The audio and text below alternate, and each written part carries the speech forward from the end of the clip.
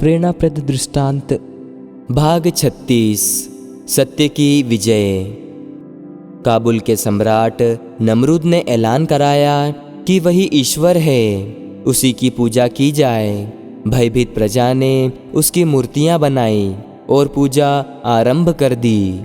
एक दिन राज ज्योतिषियों ने नमरूद को बताया कि इस वर्ष एक ऐसा बालक जन्मेगा जो उसके ईश्वरत्व को चुनौती देने लगेगा। सम्राट को यह बात अखरी और उसने उस वर्ष जन्मे वाले सब बालकों को मार डालने की आज्ञा राज कर्मचारियों को दे दी। बालक ढूंढ ढूंढ कर मारे जाने लगे। नमरूद की मूर्तियां गढ़ने वाले कलाकार आजर की धर्मपत्नी को भी प्रसव हुआ और सुंदर पुत्र जन्मा। मातृ हृदय बालक की रक्षा के लिए व्याकुल हो गया। वह उसे लेकर पहाड़ की एक गुफा में गई और वही उसका लालन पालन करने लगी। बालक बंद गुफा में बढ़ने लगा। धीरे धीरे वह 5 वर्ष का हो गया।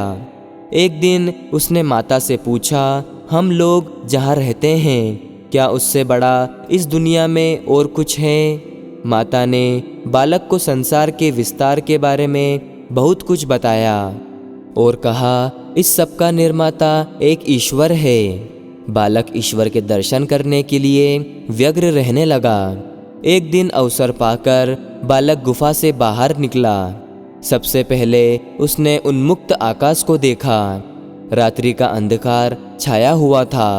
सबसे पहले एक चमकता हुआ तारा दिखाई दिया। बालक ने सोचा, हो ना हो यही ईश्वर होगा। थोड़ी देर में तारा अस्त हो गया और चांद निकला। बालक सोचने लगा, कम प्रकाश वाला तारा ईश्वर नहीं, अधिक चमकने वाला यह चांद ईश्वर होना चाहिए। थोड़ी देर में रात समाप्त हुई। चंद्रमा डूबा और सूरज निकल आया और दिन गुजरते गुजरते उसके भी डूबने की तैयारी होने लगी। बालक इब्राहिम के मन में भारी उथल पुथल मची। उसने सोचा, जो बार बार डूबता और उदय होता है, ऐसा ईश्वर नहीं हो सकता। वह तो ऐसा होना चाहिए जो ना जन्मे और ना मरे।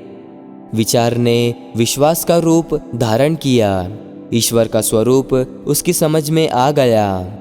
इब्राहिम ने ईश्वर चिंतन का व्रत लिया और साधुओं की तरह न जन्मे और न मरने वाले ईश्वर की उपासना करने के लिए प्रचार करने लगा।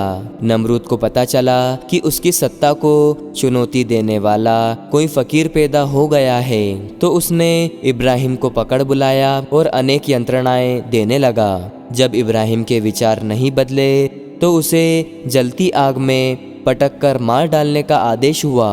अग्नि प्रकोप से बचाने में सहायता करने के लिए जब देवता इब्राहिम के पास पहुँचे तो उन्होंने यह कहकर वह सहायता अस्वीकार कर दी कि सत्य की निष्ठा कष्ट सहने से ही परिपक्व होती है और आत्मा का तेज परीक्षा के बाद ही निखरता है। मुझे अपनी निष्ठा की परीक्षा कष्ट सहने के द्वारा देने दीजिए। मेरा आत्मबल विचलित ना हो। यदि ऐसी सहायता कर सकें तो आपका इतना अनुग्रह ही पर्याप्त है। अंत में सत्य ही जीता। नमरूद का गर्व गल गया। इब्राहिम अपनी सत्य निष्ठा के कारण और अधिक चमके। नमरूद नहीं रहा, पर इब्राहिम की ईश्वर विवेचना आज भी बहुसंख्यक मनुष्यों के हृदय में स्थान प्राप्त किए हुए हैं। बल नहीं जीतता और न आतंक ही अंत तक ठहरता है। असत्य कितना ही साधन संपन्न क्यों ना हो, वह सत्य के आगे ठहर नहीं पाता। साधनहीन होते हुए भी सत्य सुसंपन्न असत्य से कहीं अधिक सामर्थ्यवान होता है। विजय असत्य की नहीं, सत्य की ही होती है।